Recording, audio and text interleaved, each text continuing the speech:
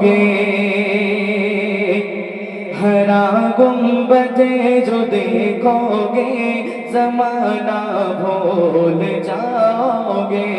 अगर तैबा को जाओगे तो आना भूल जाओगे। न इतराओ ज्यादा चांद तारों अपनी रंगत पर, न इतराओ ज्यादा चांद तारों अपनी रंगत पर। मेरे आका को देखोगे चमकना भूल जाओगे। मेरे आका को देखोगे चमकना भूल जाओगे। हरा गुंबद जो देखोगे ज़माना भूल जाओगे। हरा गुंबद जो देखोगे ज़माना भूल जाओगे। যতটুকু জানা ছিল গিয়ে শোনালাম। এখন বাংলা আরেকটি নাত রাসূল গিয়ে শোনাবো। সাউন্ডটা আমি যখন থেমে যাচ্ছি সাউন্ড থেমে যাচ্ছে, ওটা একটু দেখে দাও। সাউন্ড চলবে, তুমিও চলো, সাউন্ডও চলবে, কোনো সমস্যা নেই। এই গজলটি শুনে আমাদের শ্রদ্ধেয় জাকির সাহেব উনি খুশি হয়ে 100 টাকা উপহার দিয়েছে আমাদের এমডি সাহিল ভাইকে। জাকির সাহেবকে অনেক অনেক ধন্যবাদ। আপনাদের আরও যদি কোনো মনের মতো গজল থাকে বলবেন, আর বাকি আমাদের কাছে যেগুলো লিস্ট আছে সেগুলো গাওয়া হবে ইনশাল্লাহ। আমরা এমডি সাহিলের কাছ থেকে আরেকটা গজল শুনে নিই।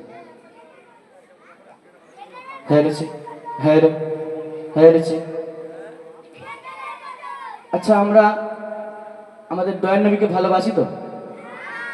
কোনোদিন কি আমরা দেখেছি তানাকে? দেখিনি না? নবীর এক আশিক, তিনিও না দেখা, আমার আপনার দয়ার নবীজিকে তিনিও দেখেননি। কোরআনের মধ্যে তানার রূপের বর্ণনা, তানা সব কিছু শোনার পর সে মনে মনে ভাবছে আর কি বলছে শুনুন। কত সুন্দর তুমি লালে আমিনা, কত সুন্দর তুমি লালে আমিনা।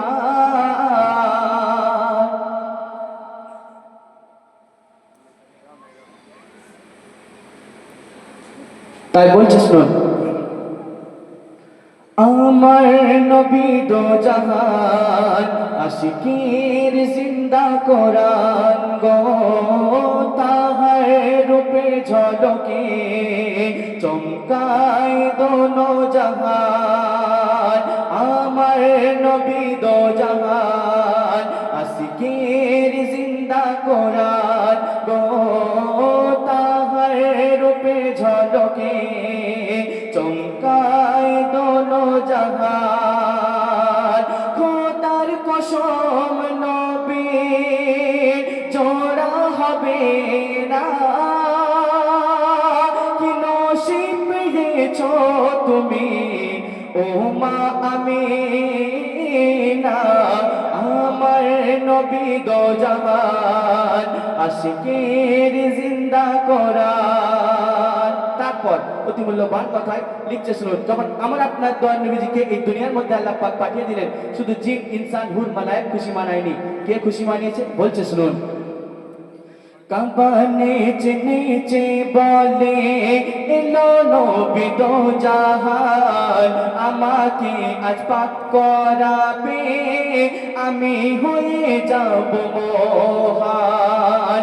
কাবা নেচে নেচে বলে এলো নবী দো জাহান, আমাকে আজ পাক করাবে আমি হয়ে যাব মহান। আর কি বলে, তোমার কদম ছোঁয়া পেয়ে ধন্য হলো মোর মক্কা।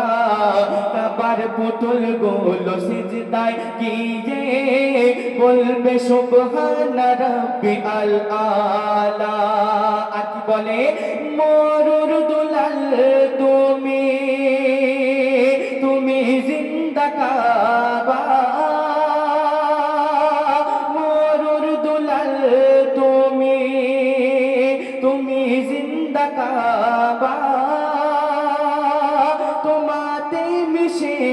স্বয়ং আমার খোদা, আমার নবী দো জাহান আশিকের জিন্দা কোরআন। তারপর শুনুন আল্লাহ পাক আমার আপনার দয়াল নবীজিকে কি বানিয়েছে, কি করে এই দুনিয়ার মধ্যে পাঠিয়েছেন, বলছে শুনুন।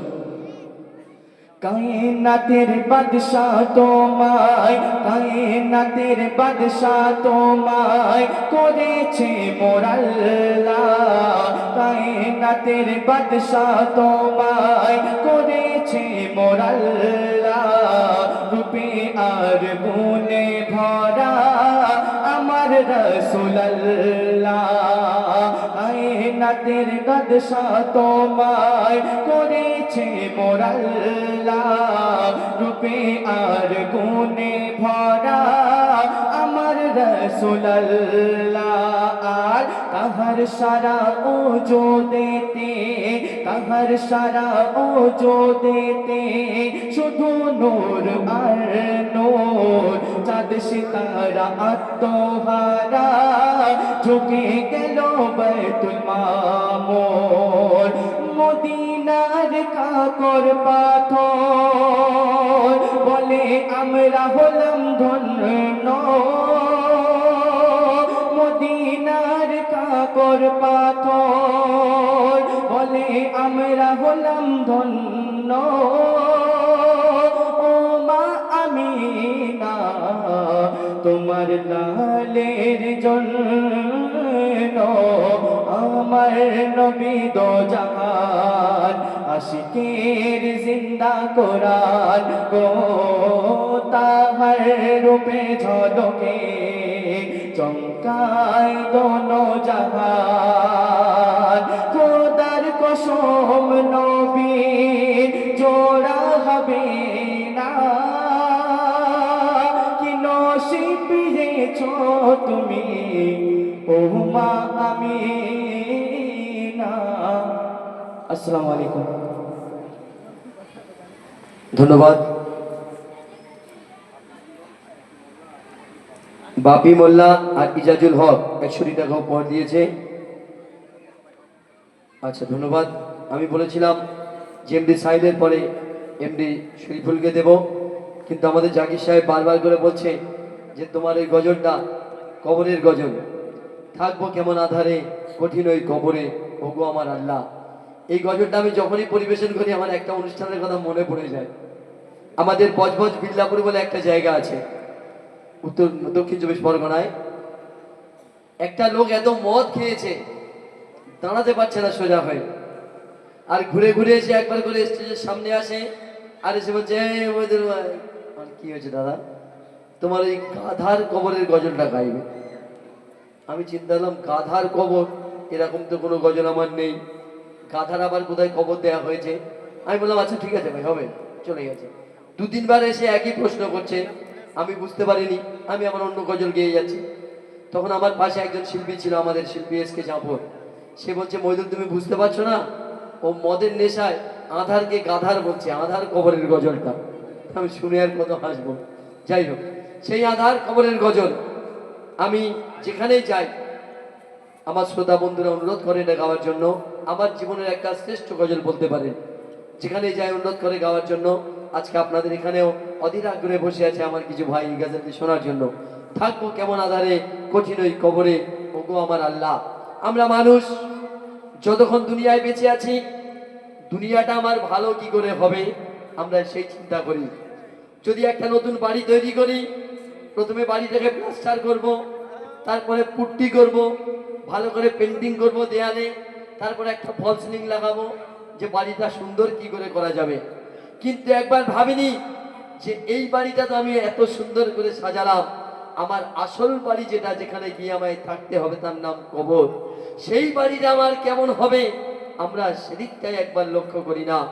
একজন মানুষ দুনিয়াটাকে ভালো করে এনজয় করেছে, একবারও কবরের কথা মনে করিনি কোনো দিনের জন্য। সেই মানুষটা যখন ইন্তেকাল করেছে, সামনে কাঁচা কবর দেখতে পেয়ে মাইয়াত তখন কেঁদে কেঁদে আল্লাহকে কি বলছে শুনুন। দাদা একটু করে রাখুন দাদা। থাকবো কেমন আধারে কঠিন ওই কবরে ওগো আমার আল্লাহ। থাকবো কেমন আধারে কঠিন ওই কবরে, ওগো আমার আল্লাহ। আর কাঁদি তাই অঝরে জানাই তোমার দ্বারে, ওগো আমার আল্লাহ। থাকবো কেমন আধারে কঠিন ওই কবরে, ওগো আমার আল্লাহ। কাঁদি তাই অঝরে জানাই তোমার দ্বারে, ওগো আমার আল্লাহ। ও যাহার নাই দরজা নাই জানালা গো, ও যাহার নাই দরজা নাই জানালা, নাই দরজা নাই জানালা, নাই আছে খাট বিছানা, নাই আছে খাট বিছানা কঠিন ওই কবরে, ওগো আমার আল্লাহ, ওগো আমার আল্লাহ। থাকবো কেমন আধারে কঠিন ওই কবরে, ওগো আমার আল্লাহ, ওগো আমার আল্লাহ। আমরা রাত্রিরে খাওয়া দাওয়ার পরে নিজের বাড়িতে আরাম করে ঘুমাই। এখন গরমের রাত, একটা পাখা চালিয়ে যদি ঘুম না আসে, সাইড থেকে আরেকটা ওই কি বলে স্ট্যান্ড ফ্যান চালিয়ে দিই, কেন একটু আরাম করে ঘুমাতে হবে। শীতের সময় যদি একটা কম্বল নিয়ে ঘুম না আসে, কম্বলটাকে ডবল করে নিই, একটু আরাম করে ঘুমের দরকার আছে। আর গরমের সময় বাড়িতে যদি এয়ার কন্ডিশন এসি থাকে, তাহলে তার কোনো কথাই নেই, নাকে সর্ষে তেল দিয়ে ঘুমানো হয়। কিন্তু একবার ভেবে দেখেছি যে আমার ওই 3.5 হাত কাঁচা কবরে, সেখানে ঘুমটা আমার কেমন হবে? আরামের ঘুম হবে নাকি আযাবের ঘুম হবে? আমরা যখন সারা রাত ঘুমাবার পর সকাল থেকে চোখটা খুলি, যখন সর্বপ্রথম পরে ঘড়ির দিকে কটা বাজলো দেখি, মাইয়াত যখন কবরে গিয়ে তার চোখ খুলবে, সেখানে সে কি দেখতে পায়? শুনুন। যেদিকে তাকাই আপন কেহ নাই, আপন শুধু আমার মাটি আর মাটি। যেদিকে তাকাই আপন কেহ নাই, আপন শুধু আমার মাটি আর মাটি। উপরে পাখারে মাটি মোর দুধারে, জাগাতে শুয়ে আছে সেও মোর মাটি, জাগাতে শুয়ে আছে সেও মোর মাটি। ও যেথায় নেই বাতি নেই সাথী গো, ও যেথায় নেই বাতি নেই সাথী, নেই বাতি নেই সাথী। নিল না খোঁজে আজ মোরে কেউ, নিল না খোঁজে আজ মোরে। কঠিন ওই কবরে, ওগো আমার আল্লাহ, ওগো আমার আল্লাহ। থাকবো কেমন আধারে কঠিন ওই কবরে, ওগো আমার আল্লাহ, ওগো আমার আল্লাহ। আমরা যদি দুনিয়ায় একটা আলু গাছের চাষ করি, আর যদি আশা করে বসে থাকি যেতে একদিন আপেল ফল হবে, সেটা কোনোদিনই সম্ভব নয়। আমরা একটা সোজা রাস্তা ধরে নিয়েছি, কি আমরা মুসলমান, আমরা কলমা পড়েছি, আমরা মুসলমান। আর নবী পাক বলেছে যে কলমা পড়েছে সে জাহান্নামী হবে না। নবীর উম্মত কেউ জাহান্নামী হবে না, সবাই জান্নাতি হবে। তাহলে আমরা যে যতই গুনাহ করি না কেন, আমরা অবশ্যই জান্নাত পাবো। একটা কথা মনে রাখবেন, নবী যদি আপনাকে উম্মত বলে চিনে নেয়, তবে আপনার জন্য সব পাস, তবে আপনি জান্নাতি। যদি নবী আপনাকে উম্মত বলে না চিনতে পারে, সেখানে কিন্তু আপনার জান্নাত কোনো অংশে হবে না। বলছি শুনুন। কি ভুলের সাজা নামাজে কাজা, পিছে ধরে মোর দুই ধারের পাজেরা। কি ভুলের সাজা নামাজে কাজা, পিছে ধরে মোরে দুই ধারের মাঝেরা পারিনি বলিতে সওয়ালের জবাবেতে লোহার দ্বন্দ্ব মেরে করে দেয় ঝাঁঝরা। ও আমার পায়ে বেড়ে হাতে শিকড় গো, ও আমার পায়ে বেড়ে হাতে শিকড় চারিদিকে টেনে ধরে মোর চারিদিকে টেনে ধরে কঠিন ওই কবরে। ও গো আমার আল্লাহ, ও গো আমার আল্লাহ, থাকবো কেমন আধারে কঠিন ওই কবরে। ও গো আমার আল্লাহ, ও গো আমার আল্লাহ। শেষ কথায় বলছে কি বিষের জ্বালা ও খোদা তাআলা সবল মারে যে সাপ আমায় বারে বার। কি বিষের জ্বালা ও খোদা তাআলা সবল মারে যে সাপ আমায় বারে বার। আর সে সাপের কামড়ে কত যাই গভীরে টেনে তোলে সে সাপ ছোবলে তাহার। দোজখের আগুন ভেসে আসে গো, দোজখের আগুন ভেসে আসে কত সাপ পিছে আসে তেরে, কত সাপ পিছে আসে তেরে কঠিন ওই কবরে। ও গো আমার আল্লাহ, ও গো আমার আল্লাহ, থাকবো কেবল আধারে কঠিন ওই কবরে।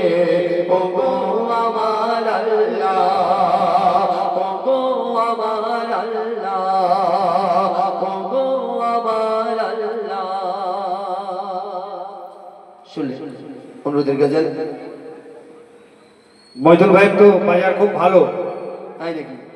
এই গজল শুনে নাম বলে দুটো মেয়ে 100 টাকা দিয়েছে, আনিসুর মণ্ডল 50 টাকা, মাহফুজ মণ্ডল 100 টাকা, আলামিন মোল্লা 100 টাকা, সাব্বির মোল্লা 100 টাকা, বাবলু মোল্লা 50 টাকা, ইরাজুল হক 50 টাকা, শামিউল 10 টাকা, হান্নান মোল্লা বাপি 50 টাকা।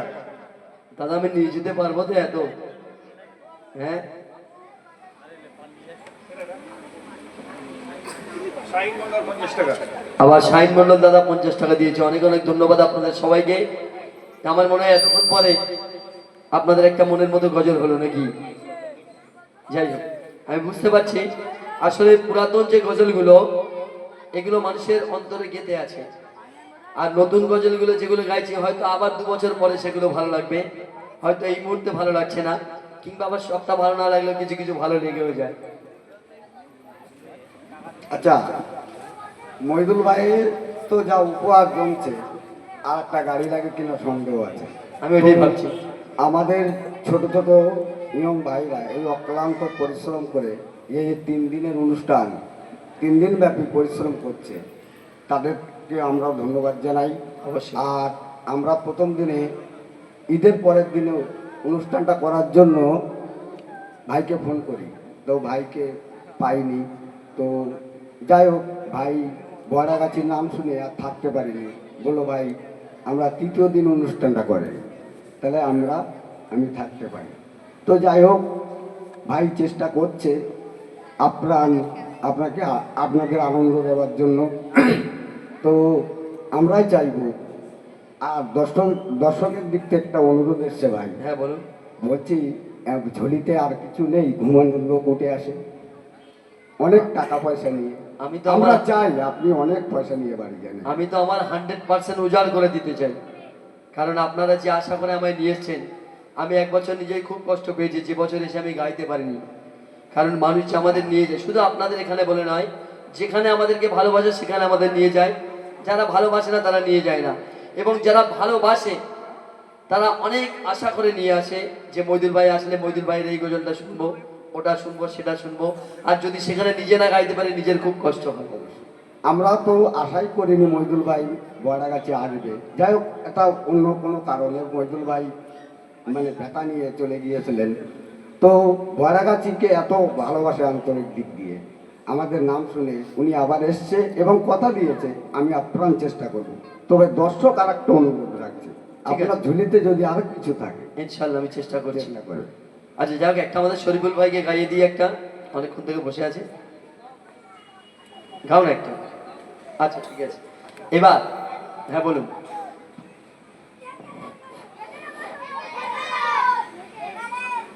আচ্ছা, মইদুল ভাইয়ের গজল শুনে ছেলেদের দিক থেকে টাকা আসছে, মায়েদের দিক থেকে তো আসে না। মায়েরা কিছু সাহায্য করা হোক মইদুল ভাইকে। মায়েদের কথা বলেন, মায়েরা শুধু নেবে, লক্ষ্মীর ভান্ডার নেবে, মায়েরা দেবে না। স্বামীদের পকেট থেকে নেবে, দিদির মানে তহবিল থেকে নেবে, মায়েরা শুধু নেবে, মায়েরা দেবে না। আর না, কথা ওইটা না, মায়েদের আমরাও দিতে ভালোবাসি, কারণ মায়েরা কোথায় পাবে? মায়েদের যদি আমরা দিই তবে মায়েদের কাছে থাকবে, আর নচেত মায়েরা তো আর কোনো রোজগার করে না। তবে অনেক মায়েরা আছে যারা গজল শুনে থাকতে পারে না, কেউ হয়তো 10 টাকা 20 টাকা দিয়ে দৌড়ে চলে আসে। অনেক জায়গায় এরকম হয়, সারা রাত গজল গিয়েছি, কেউ পয়সা দেয়নি, একটা উপহার পাইনি। ভোরের বেলায় একটা বুড়ি মা, কি বাবা তোমার নাম কি? শহীদ আকাশ, ধন্যবাদ বাবু তোমাকে। তো একটা বুড়ি মা কাঁপতে কাঁপতে এসছে, এসে বলছে বাবু তোমার এই গজলটা আমার খুব ভালো লেগেছে, এটা রাখো। আমি বললাম ধন্যবাদ মা, অন্তত একটা লোকের তো ভালো লেগেছে। যাই হোক, পয়সাটা বড় কথা নয়। অনেক জায়গায় অনেক অনুষ্ঠান করি, মানুষ যদি মন দিয়ে শোনে সেটাই আমাদের কাছে সব থেকে ভালো লাগে, এবং যদি একটু মুখ দিয়ে বলে যে না ভালো লাগছে, এটাই সব থেকে বড় পাওনা।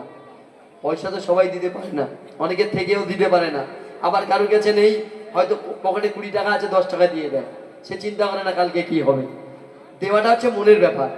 যাই হোক, এবার যে গজলটা শোনাবো আমি প্রশ্ন করবো, আপনারা উত্তর দেবেন, দেবেন তো? এরা এমন ভাবে রেডি আছে যেন এরাই সব উত্তর দিয়ে দেবে।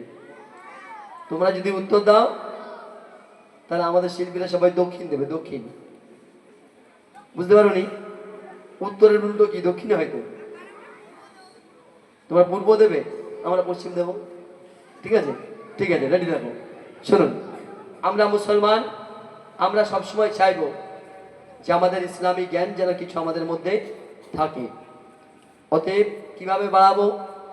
আমাদের অনেক জায়গায় দেখবেন ইসলামিক কুইজ হয়, হয়তো তো আমরা এখানে হয়েছে কি? মাশাআল্লাহ, খুব ভালো। তাহলে তো আমাদের যে কটা পেরে যায় সব নিয়ে নেবে। তাহলে কুইজ হয় মানে ওদের থেকে কড়া প্রশ্ন তো আমরা করতে পারবো না। কুইজের যে বইগুলো পাওয়া যায় ওতে যা কঠিন কঠিন প্রশ্ন থাকে, এই প্রশ্ন আমরা করতে পারবো না, আমাদের জানা নেই, কারণ আমরা ওই বই থেকে প্রশ্ন করিনি, আমরা কিতাব পড়ে যতটুকু পাই তার থেকে প্রশ্ন করি। শোনো, অজানাকে জানবো, অচেনাকে চিনবো, অজানাকে জানবো, অচেনাকে চিনবো, বহিরাগাছি রে আসরে কিছু প্রশ্ন উত্তরে ইসলামের পথ ধরে। যদি জানা থাকে বলো হাতটি তোলো, জানা থাকে বলো হাতটি তোলো, লজ্জার কিছু নাই রে। প্রশ্নের উত্তর দাও, পুরস্কার নিয়ে যাও। প্রশ্নের উত্তর দাও, পুরস্কার নিয়ে যাও। অজানাকে জানবো, অচেনাকে চিনবো, অজানাকে জানবো, অচেনাকে চিনবো, বহিরাগাছি রে আসরে ইসলামের পথ ধরে কিছু প্রশ্ন উত্তরে। যদি জানা থাকে বলো হাতটি তোলো, জানা থাকে বলো হাতটি তোলো, লজ্জার কিছু নাই রে। প্রশ্নের উত্তর দাও, পুরস্কার নিয়ে যাও। আরে উত্তর দেওয়ার জন্য একটা মাইকের ফোন দরকার, আমারটাই দেবে, দিয়ে দাও, ওখানে দিয়ে দাও, তুমি বসো, আমি এখানে মাইক ফোনটা নিয়ে যাও। কে প্রশ্ন উত্তর দেবে একটু হাত তুলবেন, ঠিক আছে? প্রশ্নের উত্তর দাও, পুরস্কার নিয়ে যাও। আমার প্রথম প্রশ্ন শুনুন, তোমরা বলো দেখি সব থেকে বেশি কোন নবীর নাম কোরআনে আছে? চাচাকে প্রথম দিন, চাচা থেকে শুরু করি। মোহাম্মদ মোস্তফা, হযরত মোহাম্মদ মোস্তফা। হয়নি, হয়নি, ভুল উত্তর। আর কে বলতে পারবে? হযরত মুহাম্মদ সাল্লাল্লাহু আলাইহি সাল্লাম। হয়নি, ভুল উত্তর। মুসা নবী। ধন্যবাদ, সঠিক উত্তর দিয়েছেন আমার চাচা যান। ওনাকে একটা ছোট্ট পুরস্কার আমাদের তরফ থেকে। জাকির সাহেব আপনি একটু দিয়ে দিন এটা। আচ্ছা, পরের প্রশ্ন আসি। আমরা নামাজের কথা শুনেছি, আল্লাহ কোরআনে কতবার বলেছে? 82 বার। আমি প্রশ্ন করিনি এটা, কোরআনে আল্লাহ 82 বার নামাজের কথা বলেছে। আর কি বলেছে প্রশ্ন আমার সেটা শুনুন। বলছে জাকাতের কথা কতবার আল্লাহ কোরআনেতে বলেছে? নামাজের কথা তো 82 বার বলেছে, আমরা সবাই জানি। জাকাতের কথা আল্লাহ কবার বলেছে কোরআনে? কে বলতে পারবে? হাত দিয়ে দিল না, একবার দেখি। জানা আছে কারো? বলুক, সমস্যা নেই। আমি তো বলেছি আমরা একে অপরকে না না 32 বার। আমি যেটা পেয়েছি 32 বার। যাই হোক, হাদিস অনেক আছে, এক একটা হাদিসের রিওয়ায়াতে এক এক রকম এসেছে। যেমন আমরা নবী দিবস পালন করি, আমরা বলি 12ই রবিউল আউয়াল। আচ্ছা আচ্ছা, যাই হোক, হতে পারে। আমি বললাম এক একটা হাদিসের এক একটা রিওয়ায়াত এক এক রকমের আছে, সবটা মেলে না। আচ্ছা, আমি প্রশ্নটা বাদ দিলাম, অন্য জায়গায় আসি, ঠিক আছে? শোনো, কাবা ঘরকে ধ্বংস করিতে হাতির দলকে পাঠিয়েছিল। কাবা ঘরকে ধ্বংস করার জন্য হাতির দল পাঠিয়েছিল কে? নামটা কি তার? কেউ বলতে পারবে? আছে? আসুন।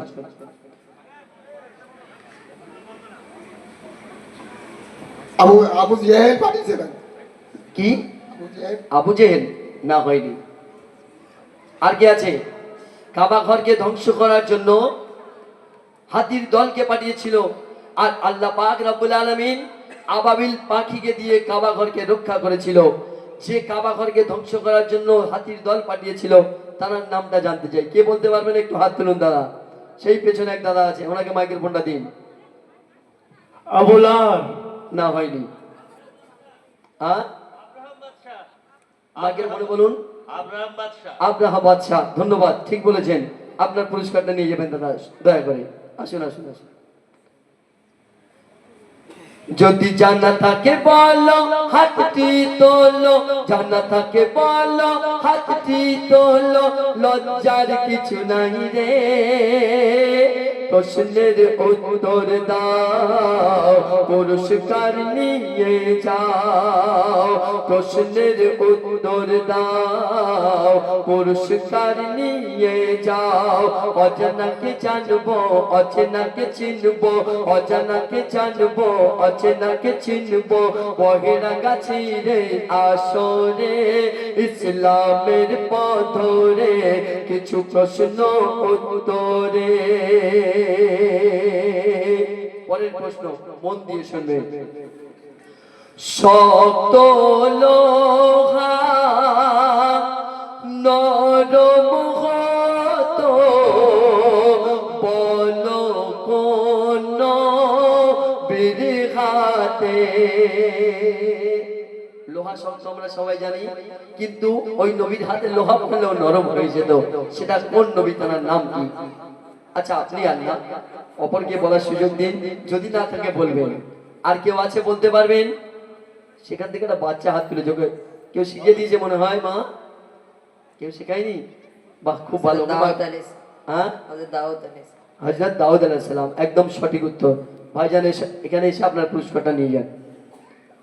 আরেকবার বলছি, শুনুন।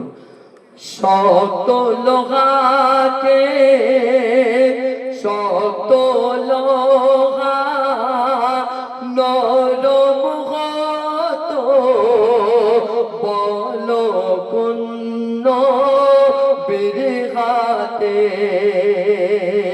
আর পরের প্রশ্নটা শুনুন আবার। এমন একজন নবী ছিলেন ভেসে থাকতো হাওয়াতে। এমন একজন নবী ছিলেন, তিনি হাওয়ায় ভেসে থাকতেন, তার নাম কি? ওই ভাইজান বলবে। মাইক্রোফোনটা দিন নাও। নাই, হযরত রাবিয়া বসরি। না, উত্তর হয়নি।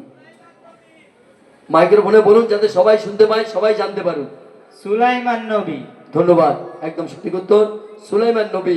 ওনাকে আল্লাহ এত ক্ষমতা দিয়েছিল, উনি প্রত্যেক কীট পতঙ্গ জীব জন্তু সবার ভাষা বুঝতে পারতেন এবং উনি হাওয়ায় উড়ে বেড়াতেন, হাওয়ায় নামাজ পড়তেন। আল্লাহ এমন ক্ষমতা ওনায় দিয়েছিল। শুনুন, আমার মা বোনদের জন্য প্রশ্ন করি, মায়েরা বলতে পারবেন তো? মাইক্রোফোনটা একটু এদিকে নিয়ে আসবেন ভাইজান। এটা মায়েদের জন্য প্রশ্ন। কি প্রশ্ন? শুনুন। সবার প্রথম কলমা পড়েছে কে ছিল সেই মহিলা? সর্বপ্রথম মহিলাদের মধ্যে কে কলমা পড়েছে? একটু মায়েরা বলবেন, হাত তুলবেন। কার জানা আছে? সেই পেছন দিকে। বিবি খাদিজা রাদিয়াল্লাহু তাআলা আনহা। একদম সঠিক উত্তর, আম্মা জান খাদিজা রাদিয়াল্লাহু তাআলা আনহা, তিনি সর্বপ্রথম কলমা পড়েছিলেন মহিলাদের মধ্যে। আর আরেকটা প্রশ্ন আমার মায়েদের জন্য, শুনুন। সব থেকে বেশি হাদিস বলেছে কে ছিল সেই মহিলা? মা আয়েশা। একদম সঠিক উত্তর, মা আয়েশা রাদিয়াল্লাহু তাআলা আনহা, তিনি সব থেকে বেশি হাদিস বর্ণনা করেছেন। তো এবার শেষ প্রশ্ন। আমরা মুসা নবীর নাম কোরআনে সব থেকে বেশি বার শুনেছি, তো আমরা যে আল্লাহ আমাদের কোরআনকে দিয়েছে সেই আল্লাহর নাম কোরআনে কতবার আছে? আমি প্রশ্ন এটা করব, শুনুন। বলছে, আল্লাহর নাম কতবার এসেছে বলো আল কোরআনের পাতায়? আল্লাহর নাম কতবার এসেছে পাক কোরআনের মধ্যে? আল্লাহ এই শব্দটা। সেই আমার মায়ের একটা কোণে বোন হাত তুলেছে, নিয়ে যাও।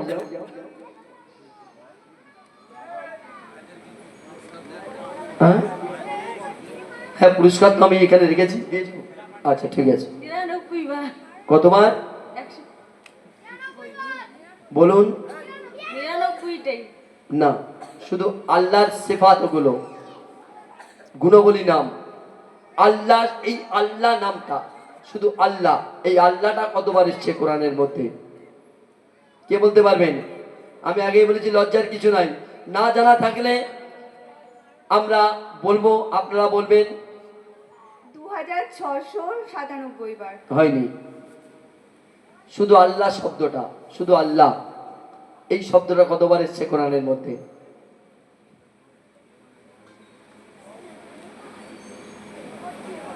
কে বলতে পারবেন না? আমি বলে দিই উত্তরটা, বলে দিই।